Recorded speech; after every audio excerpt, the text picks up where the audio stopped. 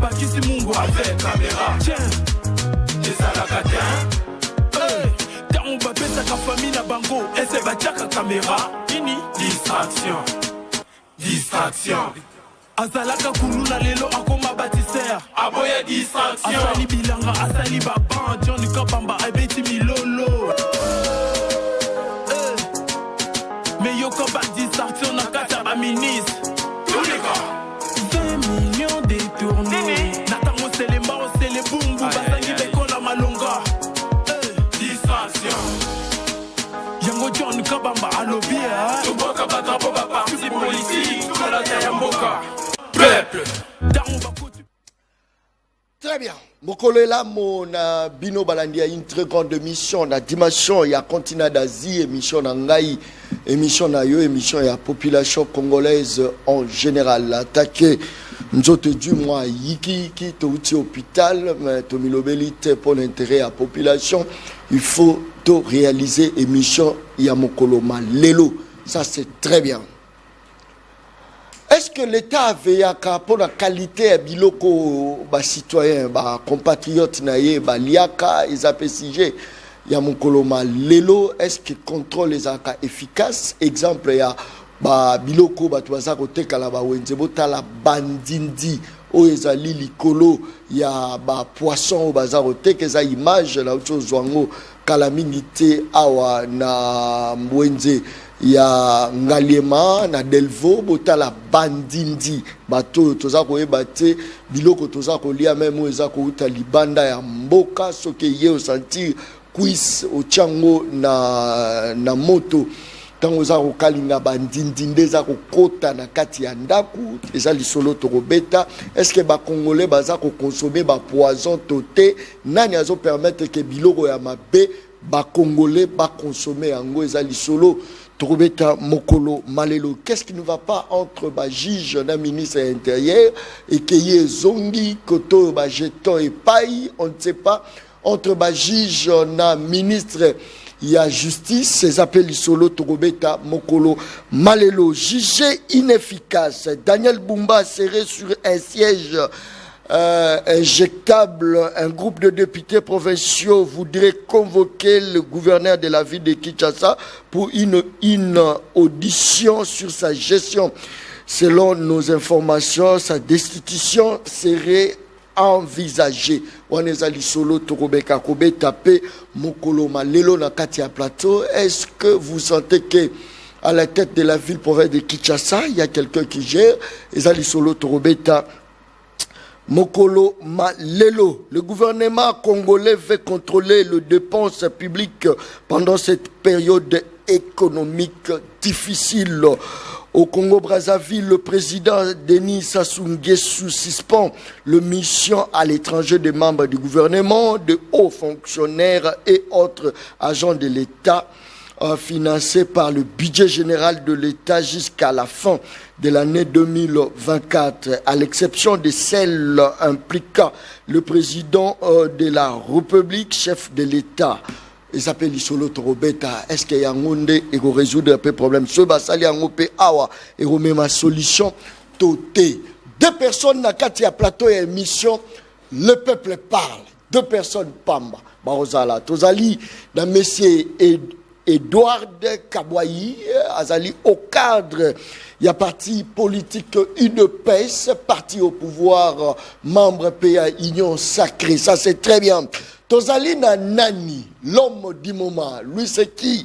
Prince Epenge, Aouti, États-Unis d'Amérique, Prince Epenge. Je crois que la vidéo n'a été en Kitana, aéroport international Yanjili, est-ce que Zaliwana, Botala Nengeni, Mwana Yamoto, Tora Kaka, oh, ma musicien, Bakimi, Batutu, Bakanisa, Prince Epenge, Akokima, Yewana, personne, na secrétaire général Nabango, Akiti, Akimite, Tozana, na Katia Plateau, Prince Epenge, ça c'est très bien. Voilà comment Batubaïki Goyambaye na aéroport. Wane sali makelele te soke zayi ba comédien mais batu nyonso. Bomoni arriva sayi.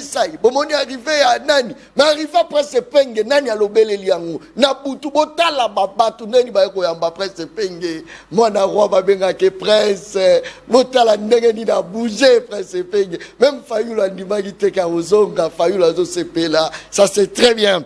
Merci beaucoup oye na kati ya mboka oyo délestage ezala ozongisu na kati ya mboka ba poubelle ozongisu na mboka oyo matolo beta mara même na garde aza ko surveiller alimentation azo beta matolo police azo beta matolo ça c'est très bien. Prince Epenge motena yo bote mwana mboka John Kabamba nakolanda moi je pamba te je me suis rendu compte il y a dimension à nango na ba émission na yo parce que bandeko mingi ba na libanda ebele ba tindelo mbote pe belé ba FCT au continuer ça parce que beaucoup de gens vous suivent. Merci. Beaucoup de gens vous soutiennent. Merci. Nous on a prié na bango na ngira pe mbote na ndeko Edouard en face na ndeko Edouard aux en face to kabola makanisi na yelongo. Merci. Oti États-Unis na mengi na mo ba pose boti couche pe na bien wana. Non. Différence ni nous trouver entre RDC na États-Unis d'Amérique. Est-ce que différence est ali ou encore kuna po ki ba somba bazo nani ba konzela ba on peut bazo détourner au moni peut ba poubelle par-ci par-là au moni ba kuluna kuna non ça là non analyse sincèrement peut-être que je vais exagérer mais entre l'Amérique et le Congo c'est un peu comme l'enfer et les demi-paradis. Donc le Congo je le dis la vérité. L'écart est trop grand. L'écart est trop grand. Je ne peux même pas imaginer qu'un jour tu rattrapes l'Amérique. Ce qui te continue quand la distraction, tu vas dans le Congo. Quand le Lengue Félix Tshisekedi a Kamba Congo, le association Banakinboy, tu ne rattrapes pas jamais l'Amérique. Il faut au moins 10 siècles. Mais si le Congo a un leadership fort, éclairé, prévoyant, on peut arriver à Kolongo la population dans la situation parce que moni alors à chaque fois de John plus de 63 ans après l'indépendance maï topécité courant topécité transport en commun topécité et au bout tout comme Kalaming était 16h comme on a batolongo gare centrale ti chango makolo bato balongwe awa gare centrale ti kitambo makolo même ceux qui ban à 2000 francs na poche nzela totongite hôpital malonga topécité pour preuve ezala bakonzi ezala mwa o bazwaka mwa moke soki babeli baokina na poto sécurité topécité misala topécité finalement qu'est-ce qu'on a donné à notre peuple c'est la question qu'on doit se poser donc écart ezali trop laissons on na retenir moi moke kota l'Amérique pour nazuma privilège wana je dis bien et je voudrais remercier indirectement les Congolais qui m'ont invité chez eux dans les maisons et qui m'ont payé des hôtels et qui ont payé des avions pour ma première fois aux États-Unis dans sali 6 États américains et en combien en 8 jours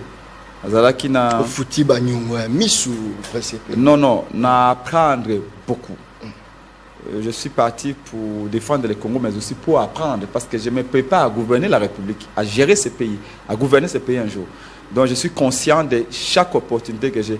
Et bien que tant on a kenda kambandaka et bien aéroport Lisala ba banda ba travaux parce que Penga était dans Lisala tant on a filmé tout des contrôles les acquis locaux ndako ba pigeon malala kawana c'est ça qui a choqué les gens et les gens même les députés provinciaux de Lisala ba yé comme on a kupona ko remercier ngai donc c'est quand on a kenda nous na filmé ka pona ko lakisa bato réalité tant on a zaki na Boende tant on a zaki na Uvira na Goma na Beni, na Oicha, na Butembo, je filme, je fais toujours des directs, je prends des photos parce que je vais partager la réalité avec les Congolais. De la même manière, tant qu'on a zalaki na New Jersey, a zalaki na New York, a zalaki na Michigan, na État Michigan, a zalaki na Chicago, a zalaki na Virginie, na longue Virginie na Zuit, mutuka na Committee Washington, na mutuka na Okende Maryland, na Zongi na New Jersey. Donc je voudrais remercier les Congolais parce qu'ils ont voulu partager la réalité américaine avec moi. Parce qu'ils savent que nous sommes les dirigeants qui seront là au pouvoir bientôt. Économiquement, RD Saza Pembenité. Quel coup d'économie dans une économie déjà,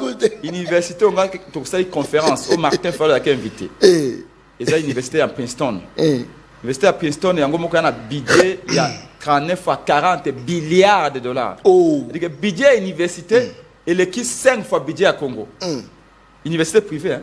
Bon, déjà, ce qui université, déjà, les qui n'a budget dans les qui à Congo. Comment comparer d'autres domaines? Si on t'a dit réseau routier américain, tu t'es dit, mais nous, le Congo a 158 000 km. Il y a Banzela. Il y a 158 000 km de Banzela. Il y a moins de 6 000 des alliés asphaltés. Il y a 6 000 des alliés asphaltés. Peut-être plus de 50% des alliés ont un délabrement très avancé. Kinshasa Pambab, Kinshasa a un réseau routier où il y a 3600 km. Mais il y a 3600 km, il y a un combo qui est la Banzela. Même en Gomba, c'est la réalité. Bref, la plus grande leçon, c'est que les Américains sont des travailleurs. Ce sont des travailleurs. Il y a ma casse, Pambaté. Tu ne peux pas transformer un pays comme ça sans être des bosseurs. Ce sont des gens disciplinés. Aujourd'hui, Mkamba Kimoibi. Tant que tu as na New Jersey, contrairement à Bato Balobaki, tu as na New York, non? Il fallait la commander na New York. Tu as na New Jersey. Et Félix Eya Zalaki na New York. Et puis c'est commis le 27 vendredi. Félix a ça le mois qui le 25 na New York. Donc tu tires au coup de Félix Tshisekedi. Puis c'est le Zaki na État Moussous. Félix Zaki na État Moussous.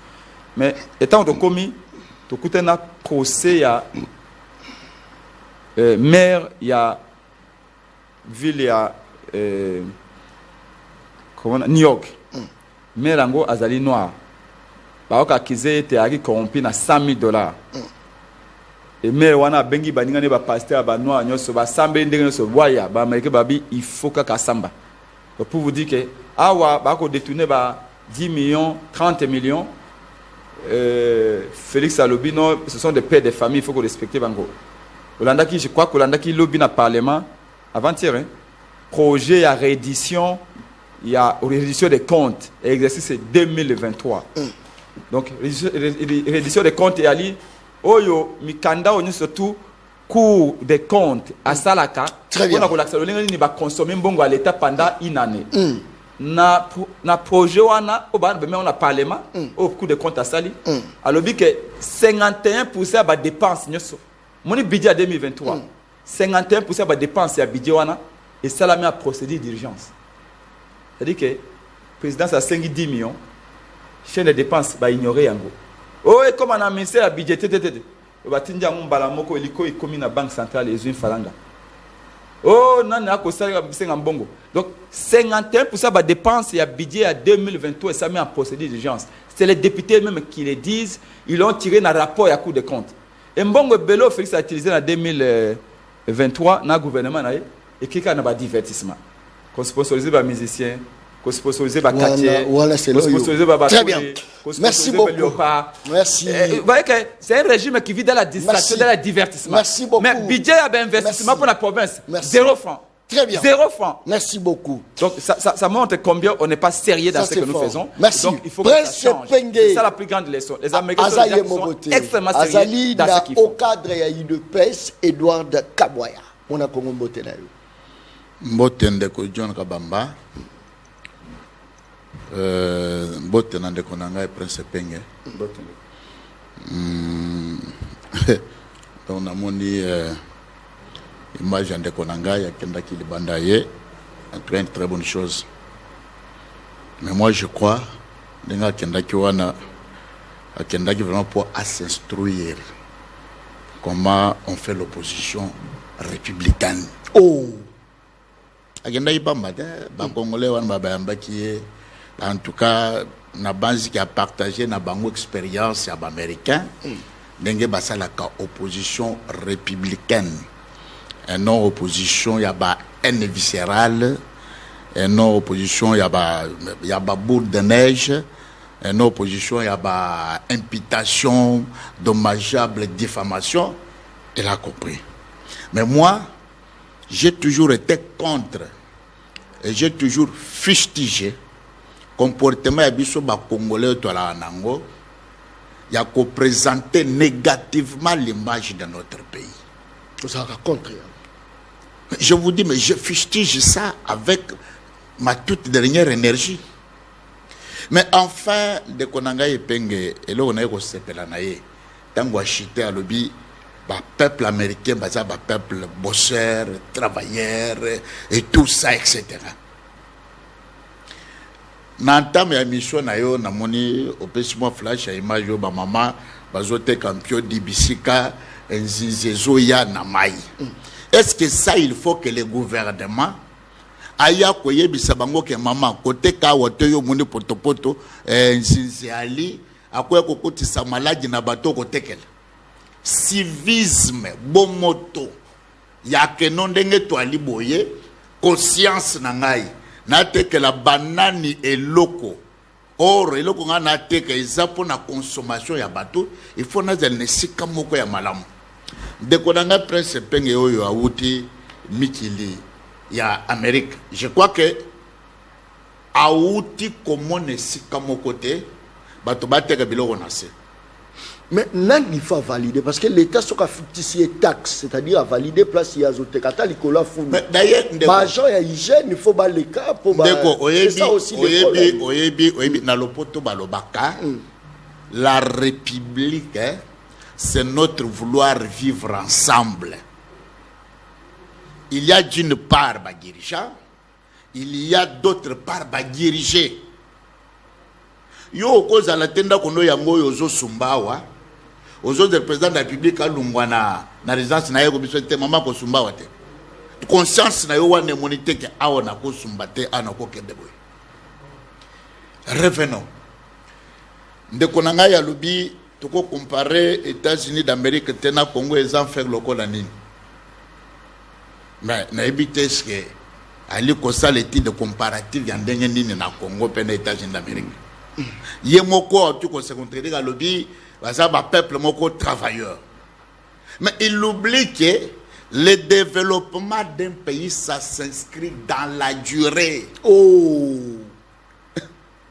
Ce qui a tenu le lot, tous allés na 40e président des États-Unis d'Amérique, John Biden. Avant l'indépendance, premier président de Abanda, Abanda na projet ni na programme ni pour faire développer Mboka na bango. Et ce qu'il faut dire à notre peuple, un président de la République n'est pas un magicien. Il n'a pas un bâton magique. À Betinase, Mbalamoko Congo Tokomi Paradis. Non. C'est l'éveil patriotique. C'est la compétence qui est d'attribution. Parce que compétence soit Nezalaka exprimée par la bonne volonté de faire. Donc, Nega Boye, Ndekopenge Azumboka, président de la République, asali manamanda na ya na projet bon na ko tongo na ko tongo na ko salo na ko salo na ko salo. Papa, il n'y a pas de fatalité na ba makamwana ngana mona ngona Angola. Angola ba signé les accords de paix en 2002. Tina 2010 ndeko John Kabam, soko komi na Luanda, okomona ke quand même ce sont des gens qui se respectent. Naba dirigeant, naba dirigé, ils ont pris leur conscience. Au comment Angola, l'Ungona Mboka naye, à quel banda en Angleterre, Wapi Azul, le Kabavestier, ma partenaire, Baye Boya, Ebi Kota, Koti Sabango, Botongele Bissoville, Bobosa, Bosa. Ainsi, Mboka na Bango s'est transformé en Nengawana. Mais ce qu'on a na Congo est dans la bonne côté. Les Andebo, ceux qui prennent ce penga comme président de la République, à Naomi Tangele Bisaki. Il en a 2 ans, 3 ans, etc. C'est un amoutounanga, n'a li pour réduire leur décès, n'a mesure à Prince Peng. Tout en oubliant que Prince Peng, c'est un compatriote, à quoi Salmanda n'a eu à Koleka. Moussou pas koya à quoi Salmanda à Koleka. Mais quel est l'héritage autocollégué na bana na biso, na bakoko na biso, na bana kasito, na ba génération future? C'est comme ça qu'on parle na carte de développement. Et au jour d'aujourd'hui, tant qu'on de Penge, Ali Koloba, Congo, enfer, Onini Boye. Mais Aliga a posé diagnostic. Il y a quoi que tant Félix Tshisekedi a eu pouvoir.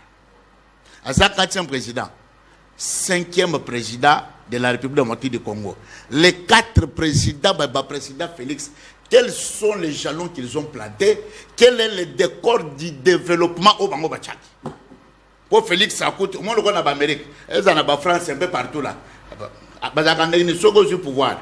Oui, bien que Bila Nanga et Zana Sale Loko Boye, Soti na Sukiawa. Donc, successeur n'a autant à côté place au Suki, à continuer à Nakati là, mon développement. Maintenant, Félix, tu sais que derrière, à continuer, Congo ezalaki na tani ezalaki wapi, qu'est-ce qui a marché, qu'est-ce qui n'a pas marché, qu'est-ce qui a été développé, qu'est-ce qui n'a pas développé. Mais ça c'est la mémoire collective. À l'ère actuelle, Trobeta Lisolo, il y a Félix Ayaki Nengenini Akutinini pendant qu'il y a un deuxième mandat. Or, actuellement, on pouvait dire qu'est-ce que Félix a fait pour les Congolais. C'est ça aussi le problème. Oui, mais la quasi-majorité des gens qui nous gèrent, baza bato bafani libanda ya mboka. Nengeni bazo tirer pe les autres que le roi prince alobi bino kwa moni. C'est ça le problème. D'accord.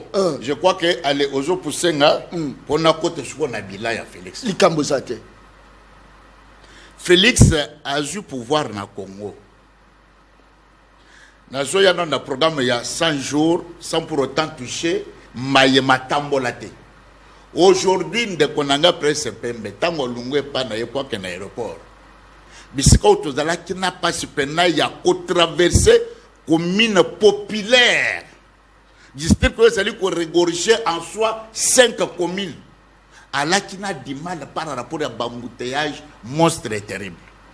Mais pour soulager tant peu peuple oyo, il fallait d'abord que ça la table infrastructure pour permettre que l'embouteillage de pena makachité, on a mis sur les pieds basso de moteurs. Pour soulager tant soit peu. Ça c'est dans le programme de 100 jours, je ne touche pas ma étambolate. Dans le programme de 100 jours, vous voyez bien que ezala ki poto lungona Kinshasa pona kokoma kana idio fao wana za calvaire mais zele tongami ti ekoti province mususu to bengi Kasai lelo zele wana zo kende te ko province mususu to bengi Kasai central ezo kende po ekota ti na province mususu to bengi Kasai oriental wana zo zo kaka ba illustration wana 2-3 Félix Azozo au pouvoir. À côté ba Congolais bana na bango batanga rate bavanda. C'est seulement prince penge sur na mbongo à côté de sebana na ba collège. Sikoyo batu oyo bazalaki na ba moyen te. Ba mama ba komi ko calculer na place ya nabi misali kuta mukena futele mieux voir vendre na lesaye. Mais Félix Aya Talimbo qui dit la constitution. Ba constitution ba le binini. Article 43. Tozongi sabana dans l'école afin que tous en ba analphabète était dans la 2-3 2-4 Félix Saye a trouvé que plupart ya basi ya ba kongomani okomona bakangiye na maternité parce que abotaki ya futaki te bambongo ya ceci cela alobité nazwa mesure courageux ya ko soulager le peuple parce que Félix est ici d'un parti politique où toujours benga slogan na biso solo ba itoye konta de la peuple le peuple d'abord alobi écoutez et sengeli basia ba kongomani batanga pamba mais pourquoi population azo sentir en côté non mais eza nini. Il faut qu'on comprenne que tango badi kode parce que bateau bana olinge mingi on dit popularité na équité na moni sondage na yote ozu micro balader otanda minanzela wa na efasik obando tu na congolais nini wetambo neta parce que yo osa suivi tellement wana zakaka ndenge prince penge alobi po ya aux États-Unis alanga pe na ote France bato ebele ndeko John balandaka yo terriblement parce que moi moni na komi na bengio très bien vous comprenez c'est-à-dire que sondage même libanda mboka même na kacha mboka le peuple va dire qu'on sentir que oui Félix est en train de relever mboka na biso to kende jusqu'à te pour to atteindre le développement na souci na yawana le long de konanga zolo babige ya otana eta moko non allo bonga pe na webisa ye Angola na biso tout prao bazada babidja ba 64 milliards quel babilo wa bongo. Mais aujourd'hui tant Félix Azozo au pouvoir. Mais est-ce qu'à Kota qui bidja ya combien? Aujourd'hui nous en sommes à combien? Yé moko le bi que à lundi débat ya réduction ya ba compte na ni na parlement non? Et alors bidja zali ko se chiffrer na combien? Avant ya kokoma na 100, il faut ko banana moko. Ça c'est fort. Si ko Félix a Kota ki nini? A Kota ki bidja ya combien? Donc babanda ko vendre biso divan. D'illusion, il n'y avait rien dans les prévisions budgétaires en Moko. Réserve de change zéro. Alors ça veut dire que Félix est en train de ressusciter ce pays là où on l'avait enterré par les 4 régimes précédents pour que le Congo et l'Obama et Monisama na kati ya bato. Très bien. Et ça, il doit être soutenu, accompagné. Et c'est là que moi je demande à Ndekonanga Peng. Nandenga Wuti, États-Unis d'Amérique, Aya Shuko Yona, politique qui a faire comprendre que l'opposition normalement n'est pas seulement là-bas pour inciter dans makambo qui n'a y avoir l'opposition, diabolisation, imputation, diffamation. Non, l'opposition doit donner des meilleures propositions pour ça l'État, les dirigeants vont implanter tout ce qui est dans le projet pour la bonheur na bisogno nyonso. Très bien. Ça c'est fort. Yaondo Moni va proposer quand même un dialogue et puis va proposer voilà pesa quand même idée. Non, dialogue, dialogue et salamaki lors des élections, il y a Soukoto Salaki le 30 décembre 2023. On ne dialogue pas avec les individus, on dialogue avec le peuple. Or le peuple s'exprime à travers ma urne. Merci beaucoup. Ça c'est très bien. Merci alors, beaucoup. Si merci. Mais de toute évidence aussi, après mais nous on n'avait pas vu vraiment l'opportunité. Très bien. On est vraiment suivi, ça c'est très bien. Plus de 250 messages. Batoazo Bengabiso de partout. Merci beaucoup. La maman Marie-Thérèse à partir du Canada, ça c'est très bien. Bazola Nabiso de Suisse, Bazola Nabiso na Pays-Bas. Na Hollande, ça c'est très bien. Merci beaucoup. Tu as suivi en Afrique du Sud, ça c'est très bien. Na Pretoria, tu as suivi na Dodoma. Merci beaucoup pour la confiance. Boza Bopesa. Na ko décevoir binoté. Mais naza ko ebisa ba politicien ba tchelanga motema te. Na ka moto opposition te, ni encore moto majorité. Na ka journaliste ba association te, association de malfaiteurs ba mandia te. Na naza au service ya peuple. Talaza ko talangai. Ça c'est très bien. Prince Pengé, est-ce que tu vois que Fati a beaucoup fait? Fati petit à petit a son même RDC en Allemagne d'Afrique, mais seulement que la politique y a diabolisation y a opposant. Au lieu opposant peut pas bunda. Enfin que Mbappé s'appelle le meilleur ya bango, mais bango va mitié pour pas diaboliser Fati pendant que Edouard Daza kotanga biloko. Alors saut de mouton, saut de mouton. Alors, dans peu de temps, maternité au fêlé. Dans peu de temps, Banabazo Kende Kelas au fêlé. Voilà l'exploit d'un président patriote. Wanezaye, Ngadite, Malobongam. Tout rapidement pour ton compte à la CIG. Merci, Ndeko John. On a koye ba Oyo Félix Asali. On koye ba pe ressources nini potentialité ni Congo à Inango. En termes, il y a la richesse minière. En termes, il y a démographie de Nango. En termes, il y a importance géostratégique et géopolitique à Congo. En termes, il y a qualité, il y a main-d'œuvre au Congo. En termes d'opportunité, même à Nango. Pour ceux qui vraiment à exploiter le potentiel à Congo, le lingue sengeli, pour être après ce résultat, au Congo va causer. Nalandi awa lobby sur des moutons et soulager les Congolais. Non, de quoi. Sur des moutons répondent à ta question de mon côté. Organisation, il y a des architectes du Congo. On a, il y a un moment où il y a des blocs de ciment inutiles. Oui,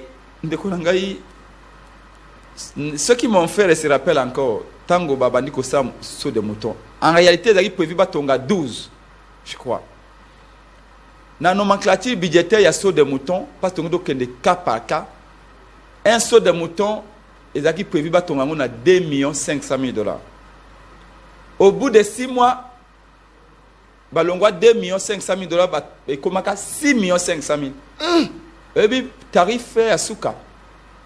Il y a saut de moutons, 9 millions. Quand un bloc de ciment, on a 9 millions d'unités. C'est Félix Tshisekedi qui a rendu ça possible dans ce pays. Si vous tournez un Ivoirien, combien vous tombez sur des moutons à moins de 3 millions. Vous êtes beaucoup plus esthétique, beaucoup plus adapté pour une ville. Parce que l'ouvrage, vous êtes dans l'État. Et répondre à peine à des critères esthétiques. Il y a des normes. Il y a des normes essentielles. Si vous avez œuvre sur des moutons, ça donne même envie de vomir. Oh! Mais on a 9 millions. Un Ivoirien, un Ghanéen, un Sénégalais, on peut se 9 millions à Tongelo 4 sauts de moutons. Mais Félix a tongi sauts de moutons, on a 9 millions. Et puis, si les plans pratiques et opérationnels, ça ne sert à rien, ces histoires-là. Elles ont esthéticité, elles ont salité. Et puis, Moussale Tongama qui peut résoudre, dès que résoudre, comme mon côté, Ngaï peut voyager dans longueur à 6 heures alors que vol les acquis à 9 heures. Ce qui a résoudre des questions d'embouteillage, n'a pas 9 heures. 6 heures. Dans longueur à 6 heures. Pendant que l'aéroport en dit, il y a limité combien de kilomètres? Pendant qu'on a 6 heures. Déjà, na 6 heures déjà, na station de moutons, il y a ma tété. Embouteillage et bandit. Bon, ce qui résout des questions d'embouteillage. Pourquoi embouteillage est na 6 heures na station de moutons? Ça n'a rien résolu. C'est-à-dire qu'un investissement moko salé, mais pour zéro résultat. Il y a gratuité enseignement. Évidemment, gratuité enseignement, ils ont une bonne idée, ils ont raffermi la Constitution. On ne peut pas condamner Félix pour ça, c'est une bonne idée. Sauf qu'il a orchestré une gratuité sauvage. La brutalité. Il n'a pas compris qu'en décrétant la gratuité, il y aura un influx important à Bana. Et comme tu as ça de classe T, conséquence, tu as 6 Bana, na 4 ya Bamoko, et pour moi, à Koma, il faut benda le boko na Seboye, à Tchalikola Mouton Moninga pour vendre Koma. Et les risques que nous avons avec la gratuité. Vous savez pourquoi nous avons en école primaire? 6 ans école primaire servent à quoi? Que l'enfant sache lire, sache écrire et sache calculer.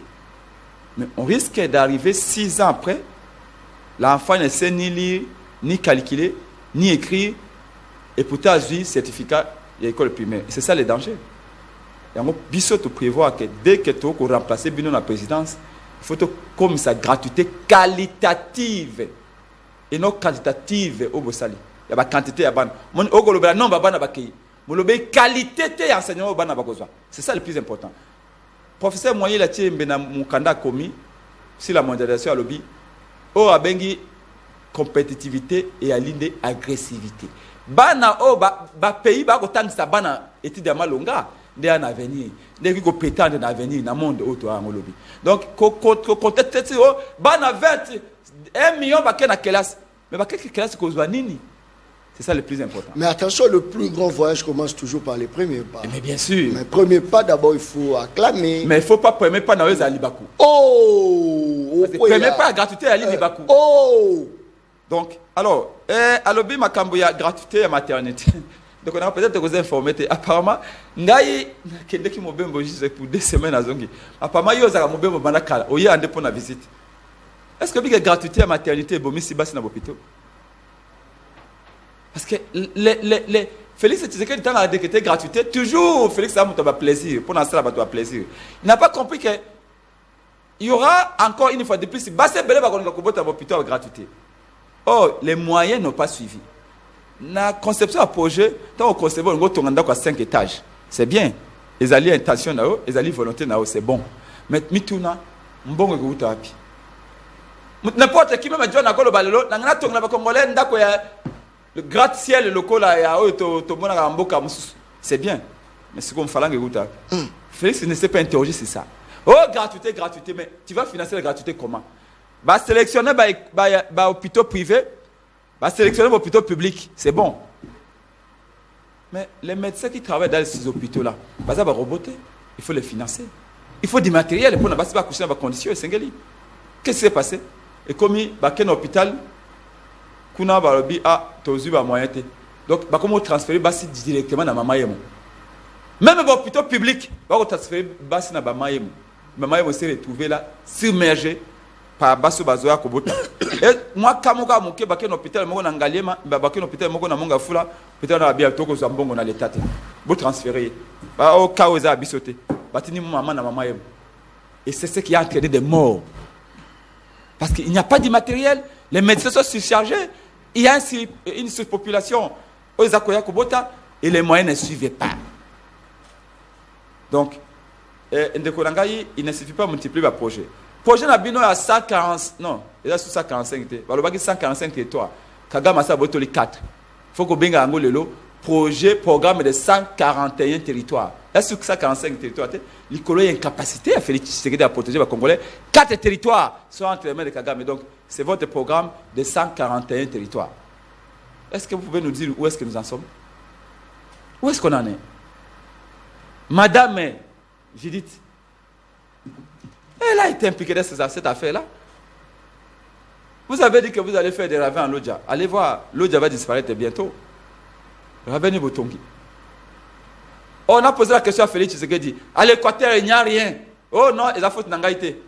Ils ont fait Yapni. Mais qu'est-ce qui fait que Bolo balangage mon côté? En réalité, qu'est-ce qui fait que Bozolo balangage? Mais parce que Bango Félix Tshisekedi a réalisé. Nous surtout à promettre il n'y a pas population. Selon Yo, Félix Tshisekedi c'est le mauvais choix à Congolais. Mais finalement, pourquoi langage? Non, toi dans langage mon côté parce qu'il y en a qui veulent au moins une pota et un tofi dans la carte. Bango balangi ba pas que l'on mafuta likolo. Mais biso pota de fin tobino faut que longola ko crever absewana to longola to fina poto causa poteza malam to chakisa malam. Quand il dit que population va comme on a Félix. Mais évidemment, mbisi e bana ropola wapi. Na lopelete na mutu. Oh. Normalement dans un état, la principale impulsion vient du président de la République. Si vous avez un peuple danseur, c'est que son président est aussi danseur. Si vous avez un peuple sérieux, c'est que son président est aussi sérieux. Si vous avez un peuple exigeant, c'est que vous aurez aussi un dirigeant exigeant. Moi, vous savez, ma principale... qu'est-ce que je veux dire? Ngaï, et le qu'on n'a compris pas Félix Tshisekedi, c'est que Azak a exploité faiblesse du peuple nabisson. Avec le peuple congolais est plus dans la diversion. C'est comme ça qu'il vous a appelé Jean-Claude Van Damme. C'est comme ça qu'il vous... Il va donner plus d'argent à ma concert, à musiciens. Parce qu'il sait que la meilleure façon de distraire un peuple, c'est de l'amener dans les divertissements. Au moins, il faut tout à déployer pour la francophonie. Ils appellent ma bête quand même. Ils appellent ma bête. Très bien. Merci. Il n'y a pas que ça dans une Merci, ça c'est fort. Donc, très bien. Il est venu. Merci. Il ne donne pas la discipline nécessaire. Merci beaucoup. Je vous dis de Konanga, sur l'Andaïnga, dès l'entame de mon propos, tu allais comprendre les caractères carnaval. Il y a le régime à Tshisekedi. Très bien. Et pourquoi Félix Tshisekedi a échoué? Pourquoi il ne fera rien? Merci. Merci beaucoup. Quand je vous dis que dans le budget 2023, 51% de Mbongo est bimi dans le budget 2023, bimi c'est un procédure d'urgence. C'est-à-dire que respecter chaîne à dépense. Oh, il y a une chaîne à dépense. Pourquoi pas faire chaîne à dépense? Très bien. Merci beaucoup. Merci. Merci beaucoup. Très bien. Mais il a ignoré tout. Merci. A utilisé la procédure d'urgence. Merci beaucoup. Rien que ça déjà ça vous montre manque à sérieux. Merci. Tchelanga non arena photo wana arena. Arena boza komona bandeko ba betaki Kouya Makasi et bimi 603 millions de dollars. Arena oboza komona 103 millions de dollars. Mais si on bimi 103 millions de dollars uniquement pour renforcer l'agriculture, pour renforcer pêche, pour renforcer élevage. Yebisanga les autres rôles là. On dit quoi? Ici déjà. Ici il a lutté, papa, ça c'est très bien. Voilà. Mon Congo, est-ce que l'Okoza ko bomalelo mokonzi amboka Félix Antoine Tshisekedi, c'est parce qu'il y a ce ciblé babilo est nécessaire. Pourquoi ne pas kota la bilo est nécessaire? Bilo est nécessaire ça libumu ya ba congolais. Le président Tshisekedi mandat 5 ans, 0. Même Pilipili ya bana dendo Félix a quitté cité. Même Nembi ya pas Batwalobite Félix. Si ça t'a mandat, c'est l'éri ya pamba ekita. Ma papa. Est-ce que peut-on dire que Félix Tshisekedi dans son contenu définition ya politique ou ils a art pour gérer cité ou encore ils a parce que ils a la déficit à comprendre que veut dire administration ni le gouvernance malobonga munayo. En tout cas ndeko John oui tant que tu es étanouiké to pesaka ba kongomani information ya solo pe ya bien les Cambozati. Avant de répondre à mon na yo nalingi vraiment na rencontré oyo ndeko nanga Prince Pengalobi. Nord Kivu dans son ensemble en a 10 territoires. Je dis bien 10 territoires. Et aucun de nos territoires est allé dans Maboko à M23. Aucun. Je l'ai dit vérifié, vérifiable. Il y a un journaliste d'investigation. Au coach micro na yoawa, au Fongoli, au bengi confrère na yoaza na Nord Kivu, a interrogé ba Congomani na biso badawana, ba yebisayo, de quel territoire s'agit-il oyo M23 a zui. Fausse information. Bunagana, Rubaya, Mbumbu, Banini Mususo de Konange Penga Yebi, ce sont des localités. Des localités. Maintenant, la localité wana, Ndebisika, Bandongolo Miso, Basangani, uniquement avec cet objectif, il y a copié les ressources nabiso. La force et la fureur, il y a FRDC, et je sais qu'il y a pas contenir Bango pour ne pas avancer. Première information, il y a Mouana. Deuxième, dans le programme courageux et ambitieux, il y a 145 territoires au Mokonzamboka à Kendaki Kotia en place. Ngaï, l'année passée, avant aussi le Samboula, Ndekonangai John, na Kendaki na Bunya, Butembo, Beni, tout cas vraiment na ba territoire qu'on a Mambasa, tout cas vraiment en tout cas tout ça qui m'a périple. Vous avez trouvé que dans chaque village, je dis bien, dans chaque village n'a pas contrat au bichot bando tambola. Vous avez quand même qu'il y a une école où ils ont Manassa Mabele, il y a un centre de santé au hôpital du Manassa Mabele, il y a Zelao Bali Kobongisa. Mais d'ailleurs pour preuve, je crois que Yomoko Landakbe Mata Nina Ituri Kuna. Même na Nina Goma, plutôt Nina Nord Kivu, Ozo Mona Misala Nenge Zo Salama. C'est dans ce programme-là. Parce que tant que linga kozwa mesure pour répondre à nos besoins du peuple, tu n'as pas d'abord à se rebiffer deux fois. Ce qu'il faut commencer, il faut d'abord commencer. Parce que tant que banda, au commandant quantité, n'est-ce pas? Et à l'évolution, c'est là que vous allez appliquer maintenant la qualité. Or, dans ce programme, il y a gratuité de l'enseignement. Au cas où on se ressourcer, dans le ministère, il y a plan. Dans le ministère, il y a l'EPST. Au commun, il y a 1000 quelques écoles construites. Dans le programme, il y a gratuité.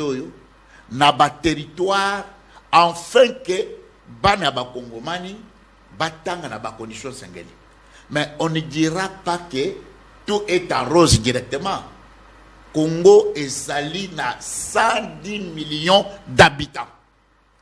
Il fallait faire que tu évolues jusqu'à ce que tu atteindre perfection dans ma Cambouana. Où tu composes les Gamboya agriculture. Yango Bonaki, Bissona IDPS, fait étude ce que doit Moulumba, Derez mémoire, notre patriarche, notre mentor, Abandoye Bissau Lobi. Pour que Congo se développe, développement Yamalamu, Namboke Zande Bongo. Moutou. Bongo. Ça c'est fort. Bongo. Très bien. Parce que investissement, il y a bien Yamboka et Zalakande na capital humain. Et maintenant, c'est Yango ya kenda ko bimisango na lopoto koloba changement de mentalité. Babilo konyo sozo la kisa inachevé wa. Plupart ba Congolais ne bali ko se retrouver na ba détournement wana trempé maintenant. Donc ils sont en train d'oublier or lelo de konanga. To tiako lo banga tenant de konanga peng. So te ke li banda mboka to se mais ces gens là baza ba super homme. Ils ont pris du sérieux. Comment ça veut-il que yomoko tango ba kopesa o mosolo ya mboka sala likambo moko boye. Ozo linga ya mboko sala ngo yomoko to ndisandema benganga na yo. Donc vous comprenez que yango no monaki mokonza mboka ayeko sala atika na principe na oya lobaki et senge tout tient no qu'il faut à la place qu'il faut. Le loyo je crois que to kwa boda ngonengo lobaki ndeko mutamba musala liko sala vraiment, il est soutenu et il a notre soutien dans tout ce qu'il est en train de faire. Et j'ai aimé d'abord sa phrase. On a paraphraser et pour comprendre que la justice, ce n'est pas la magistrature.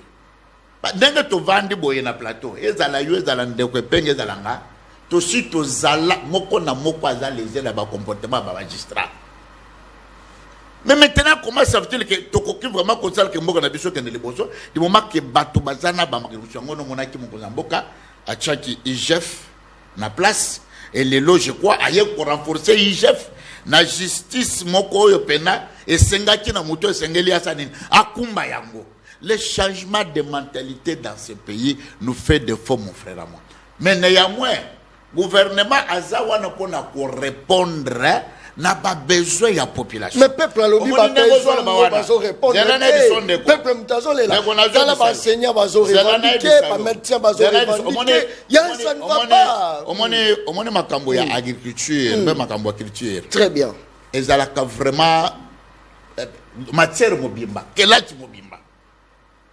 Yo moko na sepelaka na yo po yo za vraiment journaliste yo azalaka na côté ya malamu ba yo za vraiment partialité na ba non yango mona ka tilelo banda yo na ka ba banda otika lo ka te o interpellation na nino yo zalaka kota na mwana mboka général Kasongo Kabwiki omoni tango balonaka ezate lobine to kobuka soki baloni lelo il faut que zelande batango esengaka ke bamboto na kati sala nini ebima epesa lolenge bato babuka po balia maintenant bato bako sala musala wana il faut bazala pe former na bongo na bango parce que l'agriculture c'est toute une culture aussi. Nous sommes que va parce que bon, nous avons 80 000 quelques abattoirs arabes de la biso allez muto non il y en a c'est pas là qui yo pe mona ki mokolo wana ministre intérieur bakei déjà commencé activité ya makambo nini ya agricole omoni lelo nde makambo na kutoko yebisa yo wande konanga to pe sa peuple na biso makambo bien ndenge sengeli oyebi mbele projet ya Bukanga Lonzo na époque oyo bachaki yango ezala vraiment matérialisé aux besoins de la population. Mais cette histoire que nous avons tous à dire dans l'autosuffisance alimentaire terrible. Et puis cette histoire aux hommes, moi aussi je viens naouti na Paris. Nati ki ba français na ba française, bazo sala ba manifestation ya vie chère oye moni sami pa na ba. Nakuti nati ki bato balonaka, ba sali ba grève. Mais finalement to kokende suwapi. Il fallait tout simplement que le peuple intériorise l'amour du patrie. Parce qu'on nous appelle les patriotes, on nous a la mère patriote. Alors ça veut dire que l'État, le gouvernement est en train de faire, parce qu'il y a quand même les affaires. Donc le peuple donne le mandat, et ça pour répondre à besoin. Dans le monde ministre intérieur, le ministre agriculture, il faut lancer année déjà agricole, et ça a été, tracteur au Bachakiwana, na banito monakino wana, et ça a été pour que nous vanna banda kuna bango. Et qu'aucun na bisiko yesengeli balona. Et je crois que c'est comme ça que nous allons faire. Au moins quelque chose que sengeto et que ça peut prendre même ndengo ndeko penga lobi. Voilà pourquoi nous les dépasse. Nous sommes en train de vouloir chambouler cette fameuse constitution. Au moins asa politique un homme scientifique intelligent on a pris ça mingi. Après c'est peine. Mais on a discours là. Aux autres problèmes que vous rendez sur le discours là. Oh non, Félix, c'est ce qu'il dit. Le peuple, le peuple, tout ça, etc. C'est-à-dire qu'est-ce qu'il pense dans sa tête là. C'est-à-dire que Félix est redevable, Nabila n'a pas. Merci beaucoup, ça c'est très bien. Mais pourtant, il oublie que les dispositions de l'article 91, 91, et l'objet le gouvernement définit la politique de la nation en concertation avec le président de la République et il en assume la responsabilité. Donc ceux qui sont redevables. C'est là. À des fois, tant aux Oloba, Hermobona, au Santi Penda, moi, pérage la population. Pourtant, aux Oloba, la biloko ya agriculture, Oloba même Mboka, Dibiso, Totamo, Libanda, tout le monde quand même sérieux, Bazo Tonga, mais à tant oye, au moni, Babilo, aux autres, inachevé. Mais France, il y a chef de l'État qui a erreur et a passé et ils ont raté. Tonino Toyeba. Tangu Bati Lukwebo est président, il y a Sénat. Aloume maman comme deuxième président. Sama Lukonda est premier ministre. Aloume maman président Sénat. Au côté de président, il y a Assemblée nationale. Aloume comme troisième président. N'est-ce pas que ça a erreur il a passé? La population oyo azako tala ba konzi bazo kabola ba poste po wana ezali makambo kota ba kababo. Est-ce que l'oko malunga ekoiko biwa? N'est-ce pas que ça va erreur à passer? Non, je ne pense pas. Je ne pense pas parce que on a ezali makambo le par ba voie élective. C'est-à-dire dans le lenge yake à côté comme atibisika zawana soti d'abord à passer na voie élection. Or, élection de côté d'abord que bon, abimi député, bon, le coup abimi député, ça n'a pas voix de bon, maintenant, na quatre organisation, na plateforme, autre le bignon sacré. Bon, est-ce que bataille par rapport à ma critère, parce que bataille bazaka bangomote. Il y a aussi d'autres qui sont intelligents plus que aussi. Mais à des fois, bon, na ba critérium maintenant bataille, bon, on trouve que ça doit être d'abord ça, ça doit être d'abord ça. Est-ce que ça système à bord na bangote, ministre de l'économie, a échoué dans l'économie, mon président de l'Assemblée nationale, ou est ciblé qui boit kebo, ou koto bakanga qui fraudeur gentini ngobila bimi maman sénateur, la zozo n'est pas noté, ça c'est très bien. Parce que peigné, ni les autres qui RDC et évolué. Ils ont acteur politique institutionnel. Oh! Et c'est comme ça que je dis que dans le Congo, il faut changer le Komoko. Et il y a la constitution. C'est Félix qu'il faut changer. Félix? Pas la constitution. Oh. Je vais vous démontrer. Mais tu changes Kabila, mais les autres aussi Félix. Tu changes sous Félix. Parce que tu changes Kabila. Il faut changer le système. Or, Kabila a bloqué le système. Et c'est le système Kabila qui a sorti Félix Tshisekedi. Si on avait laissé Fayoul gouverner, je vous le jure, on ne serait pas là. Parce que n'oublie pas que Félix Tshisekedi a fouillé du kabylisme. Félix Tshisekedi a produit dérivé du kabylisme. Attention. C'est Kabila qui a imposé Félix Tshisekedi. Attention. Ceux qui font ça, Félix a échoué. Bon, le bagate que opposé à ailleurs, il y a échoué. Opposé à ailleurs, la volonté à peuple. Opposé à ailleurs, la volonté, il y a un individu qui est Kabila. Non, principe. Élection salami, volonté peuple. L'Ikambosate. Félix Tshisekedi a entré d'endetter le pays. Ça que vous ne le sachez, vous sachez pour quelle raison. En 5 ans, dette intérieure publique, dette publique plutôt, et l'on voit qu'il de 3 milliards et comme à 10 milliards. Maintenant, nous savons dépasser 10 milliards. La question est de savoir, plus de 8 milliards, 10 milliards, autre côté à Nyongo, au peuple à Kominango inutilement. Ça a servi à quoi? Nous sommes dans une logique où presque investissement est à zéro. Mais pourquoi le pays s'endette? Mais pour un résultat zéro. Albert Makamba agriculture, tout le bateau le batté. En 2019, dans le discours n'a investi, Félix Alobi, je déclare les primats du sol sur les sous-sols. En d'autres termes, n'a pas sa priorité dans l'agriculture. Ma papa. Yiki. Sandal. Oh. Ce qui est sa priorité dans l'agriculture, comme en 2019, après 6 ans, c'est qu'il faut tout le monde appeler Mbotama. Massangu peut bien mesurer moins bonne. 6 mois. 6 mois déjà, Massangu. Voilà. Pour l'os mesurer moins bonne. 3 mois déjà. 3 mois. Sur l'ONI déjà. Au moni résultat. Massangu balobi 6 mois. Bon, ça 6 ans. Massangu bonito. Tout ça dans ma campagne générale, Kabou qui pembeni. Un projet étatique. Parce qu'au départ, le service national, ce n'est pas une innovation de Félix Tshisekedi. Kabou qui a commencé à travailler avec les moyens du bord. Bon, côté général, il y a une exploitation politique qui n'a pas noté. Non, mais. Parce que j'ai vu. Ça, il appelle vision, Félix. Il ne faut pas qu'on tchaye, à part, non. Il est financé par le gouvernement actuel. À force, à Goluka Bila. Ok, nous avons même pas Eve à mort. Papa, à 6 ans, dites-nous, Félix Aken à Sénégal, abandonné au cours de la présidence africaine.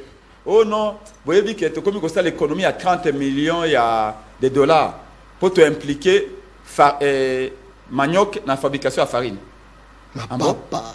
Manioc dans la fabrication de farine. Bon, yo yé a ou défendre le bilan. Yé bisangaï. Ba boulangerie boni ba ko ça le lo ba comme ko utiliser farine de manioc à Congo. Et puis 30 milliards, c'est où, dans quelle banque, où est-ce que vous les gardez? Où vous savez l'économie? Voyez-vous qu'on ne sait pas où on va. Donc, Félix a endetté les pays. Mais bon, on a endetté les pays. Et c'est quand on a endetté battu. Na programme, na projet de réduction des comptes au l'Assemblée nationale, bon, c'est qu'on peut la province, pas y a investissement, ils allaient zéro. Donc les provinces ne peuvent pas investir. Mais un État qui n'investit pas va gagner quoi demain? Il n'y a pas... Il y a manque d'intelligence dans notre façon d'utiliser l'argent public. Mais on est en train de nous dire, Babiloko, centre financier. Encore que c'est une coopération turque. Comment bien en Doni? Bah, qui inaugure centre financier, en réalité, tout le monde a le besoin. Centre financier dans les cités. Nous avons vite. Nous avons Libanda. Doni. Doni. On est face au centre financier, on a le besoin. Détourner un peu. Bien sûr. C'était moi un seul projet à Félix Tshisekedi va détourner un bon côté. Tout va dans 100 jours à détourner. 145 territoires. État des sièges. Non, 141 territoires. Pour 4 ans, beaucoup de détourner. Va détourner. École, il y a 6 de classe. École, il y a 6 de classe.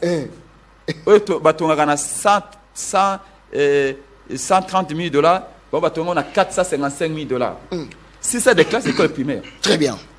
Donc, tous les projets ont donné lieu à des détournements. Comment inaugurer un centre financier alors que non nécessité Mchopo ya Libanda? Si aucun ngambo msusu wana ya côté à Mozula Mose Kabila comme on est à vie. Mais est-ce que ça peut problème là? N'est-ce pas qu'ils ont travaillé dans bateau ça ça il y a aéroport il y a Kisangani.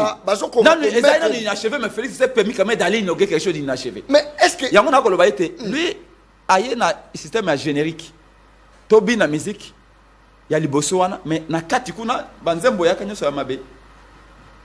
Vous vous rendez compte qu'on a des plans, c'est Félix Tshisekedi a inauguré ça le wana a accueilli l'aéroport à Kisangani à Mamboka mais non incilité. Mais pourquoi tu vas inaugurer quelque chose qui n'est pas encore fini? C'est ça aussi le problème. On a été dans la carte d'identité officielle. Oh, Félix est en train de mener des projets de développement. Merci beaucoup. Là, quelqu'un était en train de m'écrire, il dit mais dans un pays où on n'arrive même pas à donner la carte d'identité aux citoyens. Est-ce que vous dites que Félix Tshisekedi, chauffeur à Kumbakaya, a permis de conduire? Mais ça, pendant 6 ans, on ne peut pas donner une carte d'identité aux Congolais? Permis au Moutasimba volant. Et quoi il y a la tête? Comment lui, chef de l'État, s'est fait conduire par quelqu'un qui n'a pas un permis? Mais est-ce que. Et il y a un Félix Akumbaka sans permis. Est-ce que ça problème peut y avoir parlementaire Nabisoté, contrôle? Je reconnais. Merci beaucoup. Je reconnais responsabilité à peuple parce qu'il y a oh non, mais peuple, non, peuple a un rôle naïe. Mais retenez les choses. C'est les politiques qui donnent les temps. Merci beaucoup. Vous voulez que le peuple soit sérieux? Très bien. Mais merci beaucoup. Peuple pas observer. Merci. Avec tout là, on vous voit avec des voitures de luxe. On vous voit avec des immeubles. Quand vous êtes malade, vous allez en Europe. Un député, excusez-moi, je vais citer par là. Non. Notez la chanson. J'ai fini. Regardez, vous donnez un député 21 000 $. Merci. Mais Kinshasa a 16 000 policiers. Maintenant, il y en a un peu plus. 16 000 policiers, vous pouvez 20 000 $ à budget par mois. 20 000 $ pour qu'il imagine ça encadrer les policiers. 16 000. Et c'est qu'un député gagne par mois. C'est ça ce qu'on donne aux 16 000 policiers de Kinshasa pour sécuriser, accès à ça. Et vous vous demandez pourquoi les policiers sont obligés à 12 h, très bien, comme à 21 h. Merci beaucoup. Et ça, c'est la faute du peuple. Merci. La faute du pouvoir. Jugé inefficace. Félix est toujours absent là où on l'attend. Très bien. Et est toujours présent là où on l'attend. Merci beaucoup. Merci. Jugé inefficace. Daniel Bumba serait sur un siège injectable. Un groupe de députés. Est-ce que tu as révolution comme il petit à petit? Mon Congo Edouard. Voilà pourquoi les députés battent. Tipoyo Hermoro Animbaka. moi ba bumba kei ba doit habiter à ça le problème à l'issue ça là la raté ba physiquement mais on dirait que la façon et ça les linaye on ne sent pas qu'on a un gouverneur efficace na tête il y a ville Nabiso. Voilà pourquoi les députés provinciaux, les télémi, les lignes, les bengisaye, sont qu'à se justifier, les libanda. N'est-ce pas que les appels rôle mora bien ou soit action qui toko malobonga munayo? Bah ngana ebi botebi système ya ba politicien congolais. Ebi ako. Bazoliate. Ba yo bouger madame. Non mais bon ebi na système ya politique à Congo. Zaka bisika batu bakenda ko dosolo kanyaka ya mboka. Soki bakutana muto ya zo poser quand même barrière. Et comme bakashiko batourno yo kaka auto ça la pétition tout ça. Mais mon frère Moto a Ochokota a présenté projet dans une assemblée provinciale. Aller commettre sur pied matériel, c'est des histoires qui doivent matérialiser projet Wanandenge à Kenda ko baptisé Kine Ebonga, Kinshasa Sengeli Ebonga. Alors d'emblée on non bon balingi bakota tout ça twebi ba makamwa Nandenge zalaka tout ça. Mais néanmoins ngai na ngina bisande ngonanga penge to tika ba wazif te twebi sa peuple ba réalité ya mboka na biso. Donc, quand vous dites que le monde na Congo, il faut tout changer, Félix. Pour la tout failli. Est-ce qu'il y a la tort? Vous dites la leader d'ailleurs. Ça c'est bon, très bien. D'autres personnes mais pas Mututu hein. Donc Mututu va payer si à l'autre tête, lobby pe surtout de on a penge la l'autre capé lobby à la comme appelle ministre, bazape na cortège na bagarre etc. C'est ça la politique. C'est prépare pour gouverner les pays comme le président, pas comme c'est ça la politique. C'est ça. Il parle de moi. C'est ça la politique. Depuis 20 ans. C'est ça la politique. Et normalement en tout cas c'est un droit.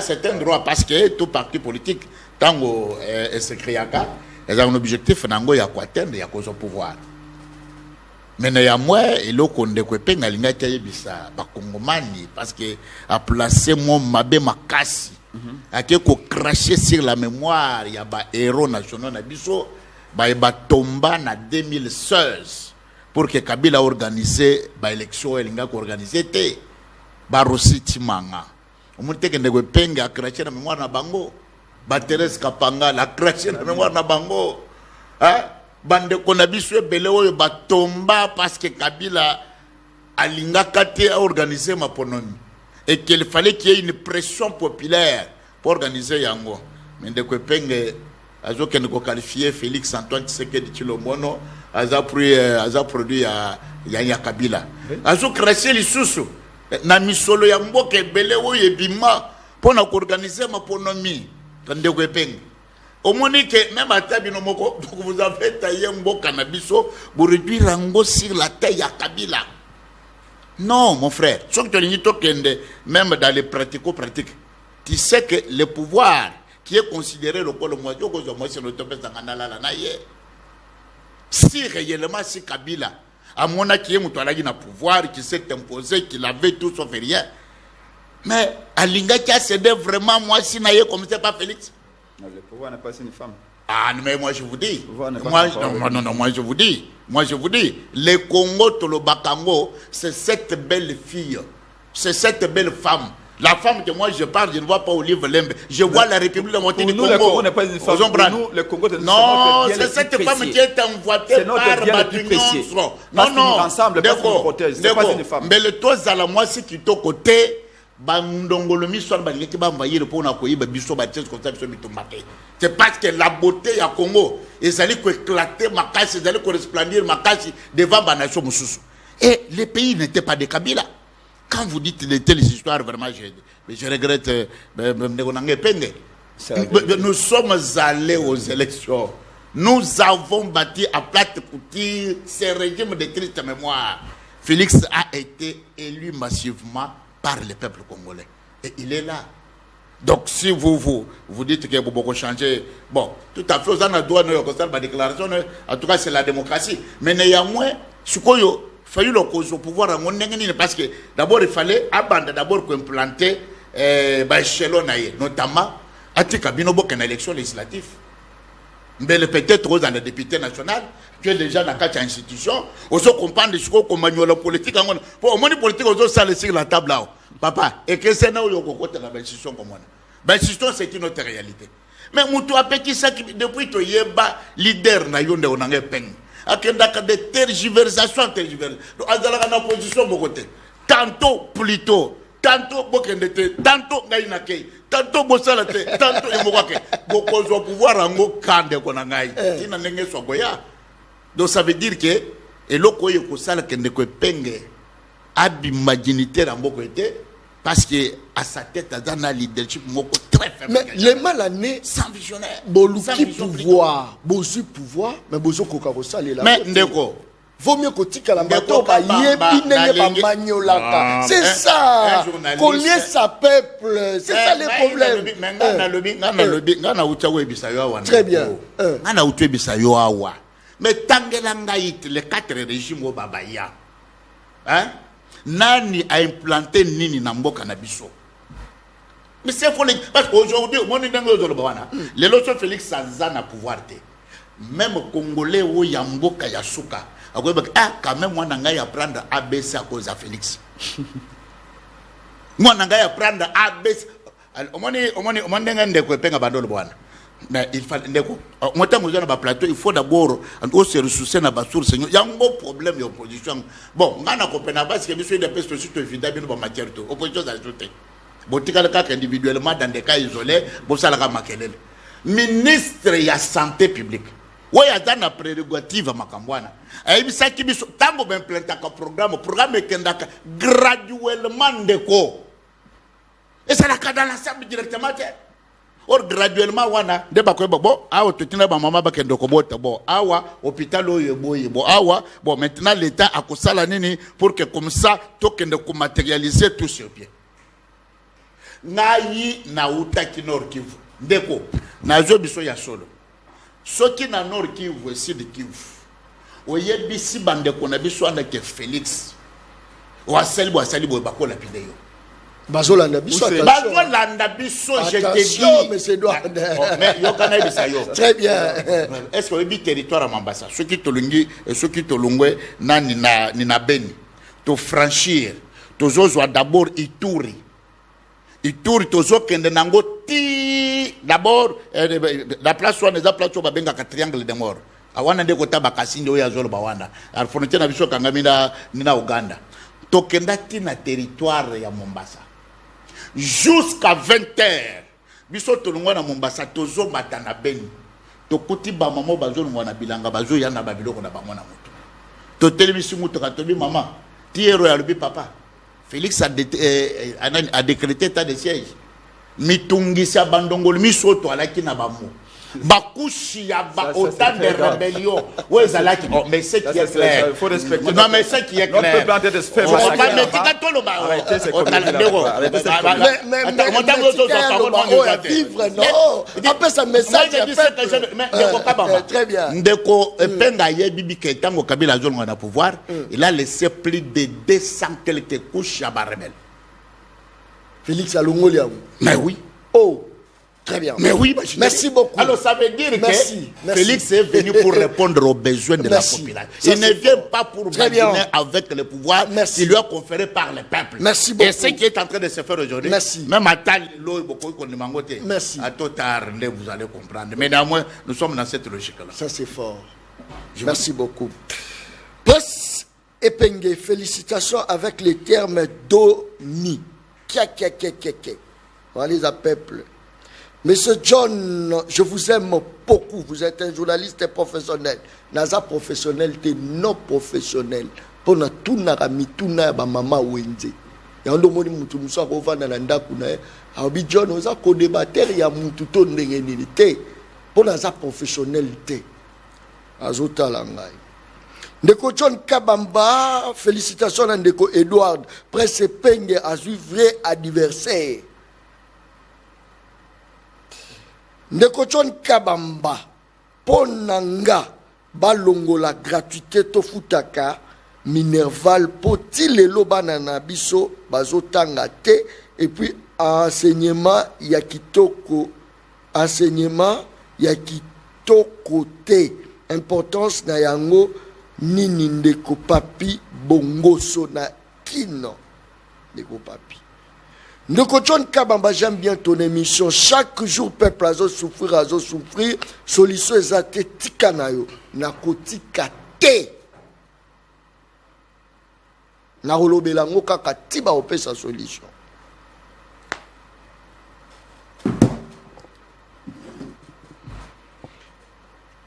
Si la lobaka émission ngeza baleine baleaka ena mokolo moko. Je n'ai jamais été professionnel na kati émission précédente. Je n'ai jamais été professionnel. Non prince nazo kati émission. Abonnez-vous na chaîne YouTube Le Peuple Parle TV officiel. Bokozwa maye nyonso toza suivi bo s'abonner ba patriote nyonso bo s'abonner le plus vite que possible. Modo de yangwana ba militaire bazoleka biso la ebele. Ça c'est très bien. Talanga lobi John Kabamba pesi dernière montée parce que aza professionnalité ngana yo to solo la ki na bisa ko gena professionnel 4 émissions ici 4 petit père ba pesa moi loso avec caméra papa kisi mungu avec caméra tiens ça la caméra on va pesa ka famille na bango et c'est ba chaka caméra